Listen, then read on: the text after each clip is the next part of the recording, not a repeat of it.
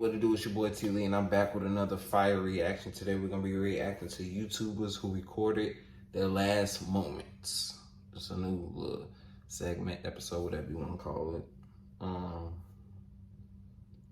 Yeah, I got recommended this, honestly, so we're just gonna dig into this and see what they're talking about. White Sand Beach, just north of Seinen Cove in Gwynfor Beach is a white sand beach just north of Seinen Cove in West Cornwall, England. Because you have to go through some winding... Oh, quick thing. I was recording another reaction. My laptop ended up cutting it short because of storage, so if this get cut short, I'm gonna put the full video below. So yeah. Roads and sand dunes to get there. Lots of people drive by that area without even realizing it's there. But for a YouTuber named Jacob Cockle, this was home. In 2011, Jacob started a channel called Whirlpool Hitman, where he would upload footage of his adventures swimming in whirlpools and doing other extreme stunts, such as cliff jumping, extreme surfing, and cave exploration. As of today, the channel is close to 150,000 subscribers. According to his family, Jacob lived his life on the edge, and his stunts often earned him covering shots in big surfing magazines and even prizes from the Sunday Times and National Geographic. In some of his whirlpool videos, Jacob would often throw stuff at a vortex and record random objects getting sucked down by the powerful currents.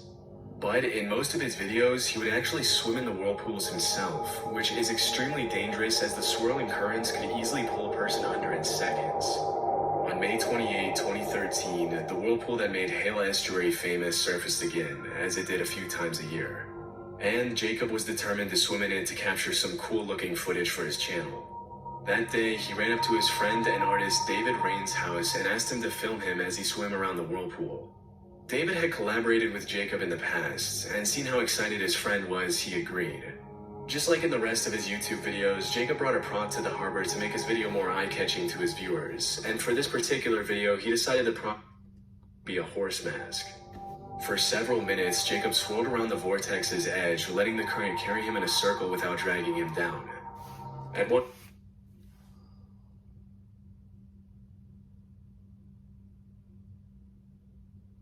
Well, I think I just said this yesterday or 2 days ago. I said, why do people play with their lives like it's a game? Like you could just restart it and come back on this life. I mean, come back on this earth. Like we got 9 lives or something. Like RP to my boy, but to his friend that swimming in a whirlpool was a lot like surfing because it was he was gambling with life, basically. After filming for about 25 minutes, David mentions that they probably have enough footage and tries to get Jacob to come out of the water. Gold Peak teas. My man was gambling with life. Leaves of the tea plant, because they're the best ones, in my opinion. My apologies to the rest of the leaves.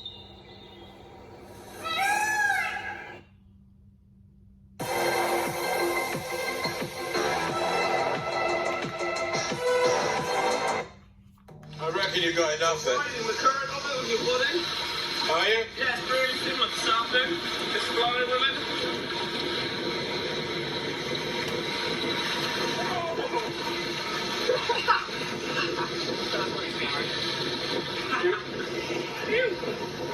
You got enough?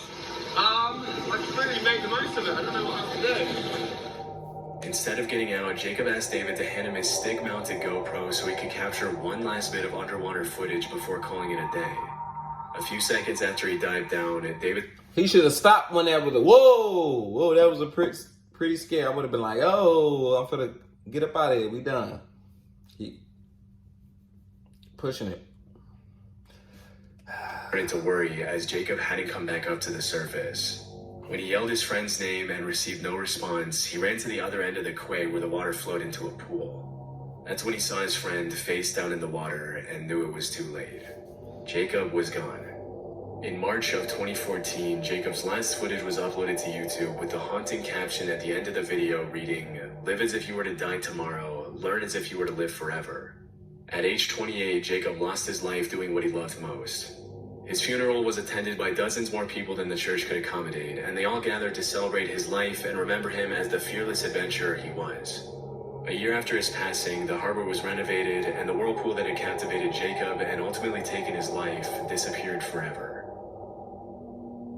That's weird. James Stobe was a YouTuber known for his unique train hopping videos, where he traveled across the country by riding on the back of freight trains, delighting his fans with his original piano playing, deadpan humor, and hilarious commentary on everything he saw.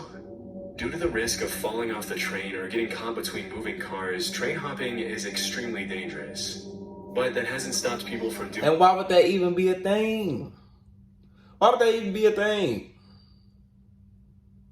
So out of everything to do in life, you decide to just...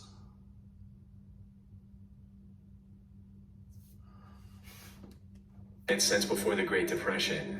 And it definitely didn't stop James, or Stobe the Hobo as he often referred to himself on his YouTube channel of almost 60,000 subscribers and just a little over 60 videos.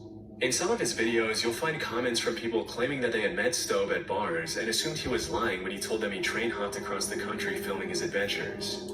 But every time, Stobe surprised them with some pretty awesome footage of his cross-country train hopping trips.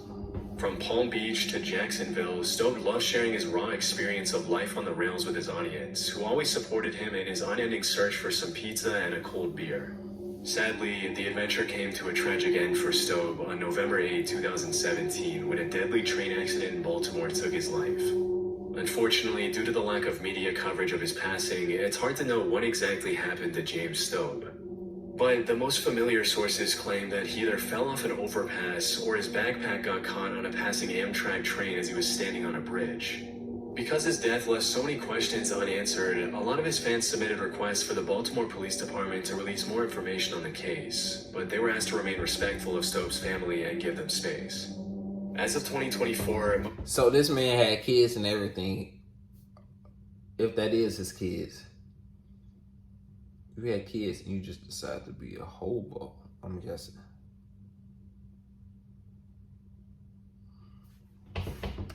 Stobe's fans still don't know exactly what happened to him. But if one thing's for sure, Stobe the Hobo passed away doing what he loved most, and his legacy will live on forever.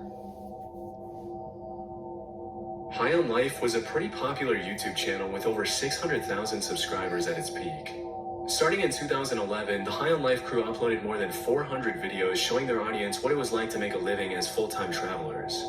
From exploring beautiful tropical paradises, to cliff jumping, to diving sunken ships, High on Life always uploaded really cool videos of the crew's adventures across the globe. Living life by their motto, if you can, you should, embracing life to the fullest was at the heart of everything they did. As mentioned in their channel description, part of their mission was to inspire their audience to get out and explore the world. For several years, the High on Life channel grew quickly, with travel content being released frequently. But on July 3, 2018, a tragic accident would forever change the lives of the 10 team members and their audience. That day, the Royal Canadian Mounted Police reported that 3 people had been swimming in one of the pools at the top of Shannon Falls when they suddenly slipped and fell into a pool about 100 feet below.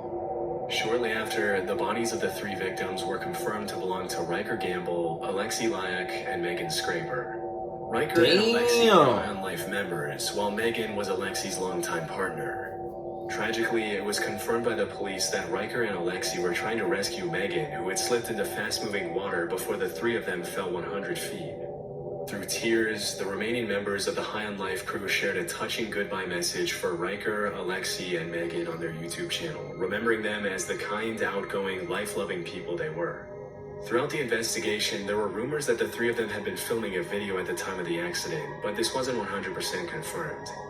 In the aftermath of the tragic incident, a GoFundMe page was started to cover the funeral expenses, raising close to 30,000 Canadian with the help of their loyal audience. After uploading 5 tribute videos, the High on Life crew continued uploading videos of their travel adventures, honoring their friend's legacy. The last video they uploaded was 2 years ago.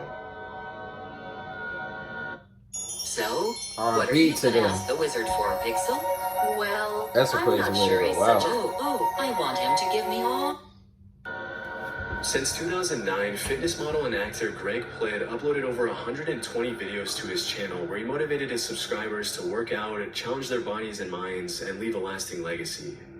In a lot of his videos, he inspired his followers with a philosophy of extreme discipline and seizing every day as an opportunity to become a better version of themselves. Throughout his career, Greg inspired hundreds of thousands of young men to push beyond their limits, embrace hard work, and grab life by the horns. As a West Point graduate and Army Ranger who had jumped out of more than 1,000 planes throughout his career, Greg really did practice what he preached. Sadly, in 2015, Greg lost his life at the age of 37 after being hit by a Metrolink commuter train in Burbank, California. According to witnesses, he had been shooting a video for his website with 2 crew members when the accident. See, these be the guys that take like too over the, you know what I'm saying, over the edge. Where you could just chill. Keep it at this. But some people just want to take it to here. And they could keep it right here. You know what I'm saying? Ain't nothing but being right here. But people want to go right here and then end up there. You know what I'm saying? Place. Based on the police report, it appears that Greg was either trying to outrun a train and get an amazing shot for his website, or he mistakenly believed you could that did that at the home. train was on a parallel track You could did that at the beach instead of the track he was on. Either way, several sources confirmed you could have did at that some point while he was anywhere. running on the tracks, he tripped, fell, and couldn't get up in time to avoid the oncoming. You could have did that anywhere, but you decided to play. Based on one witness's testimony, Greg had been holding a camcorder in his hand when he was struck by the train, but this was never officially confirmed. Chillingly, a bystander took a photo of Greg standing near the tracks just a few moments before the incident. Another witness named James A. Brown claims he saw a security camera video of Greg running on the tracks as the train approached him from behind. So y'all already know what it is. Half of the reaction got cut off because storage and stuff on my laptop was tweaking and stuff. And I'm gonna get that situated. But y'all already know, I'm gonna put the full length video below. I'm gonna put it below in the description. So if y'all want to watch it on your own time, y'all can watch it on your own time. But I appreciate y'all for supporting. Make sure you like, subscribe, comment below. Let me know y'all point of views on this reaction, man. You know what I'm saying? I feel like I said, you got to make sure the message is put out there, right, about living life. I ain't going to say put yourself in a box, but make sure you being safe out here, man. They want to put this message out here of like, yeah, live life on the edge. No, live life safe. Yo, healthy, safe. You know what I'm saying? Because you got people that probably look up to you, even if it ain't family members and stuff. You got people outside of there that look up to you, you know. But, yeah, appreciate y'all. Y'all already know. Tap in for more crazy reactions, fire reactions. We on the road to 100K subscribers. I'm out.